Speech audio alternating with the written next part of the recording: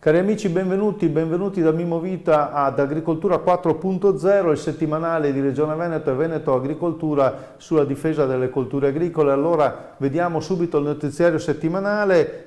Per quanto riguarda il vitivinicolo, le vendemmie stanno procedendo bene, grazie al favorevole andamento meteo e allo stato sanitario delle uve. È comunque necessario che ogni viticoltore faccia un'ultima ricognizione del proprio vigneto per rilevare la presenza di casi nuovi di giallume e poi, in base al decreto regionale di lotta obbligatoria contro la flavescenza dorata, le piante che portano questi sintomi devono essere estirpate entro la prossima stagione autunno-invernale. La ricognizione del vigneto è opportuna anche per marcare le piante affette da mal dell'esca. Olivicoltura, fase di invaiatura. La scarsa produzione prevista non solo nel Veneto favorisce la nocività della mosca, la quale sta attaccando in massa i frutti. Laddove si prevede di effettuare una raccolta è necessario assicurare una costante copertura insetticida, più attenta e meticolosa del solito. Allora, grazie, questo era il notiziario, adesso l'approfondimento, l'appuntamento con Agricoltura 4.0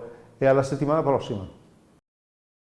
La cimice asiatica, un vero e proprio flagello per l'agricoltura veneta.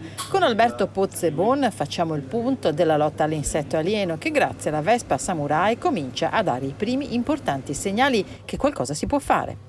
Diciamo, l'attività che noi stiamo svolgendo qui è finanziata, supportata economicamente dalla Regione Veneto e in coordinamento con l'unità operativa fitosanitario sempre della Regione si occupa di diversi approcci per gestire questo fitofago. Noi abbiamo improntato il lancio della Vespa Samurai, del Trisolcus japonicus, l'antagonista naturale della cimice asiatica, e stiamo studiando anche in un'ottica di lotta integrata altri strumenti proprio per il controllo di questo insetto. Si punta molto appunto sulla Vespa Samurai.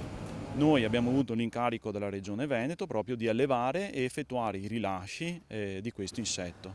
Rilasci che sono inoculativi, quindi l'idea è quella di inseminare, mettere delle quote di popolazione con l'auspicio che questo insetto si insedi e si sviluppi poi negli anni futuri, nelle stagioni future, controllando la cimice. Gli strumenti più efficaci sono sicuramente le barriere fisiche, quindi l'uso di reti antinsetto.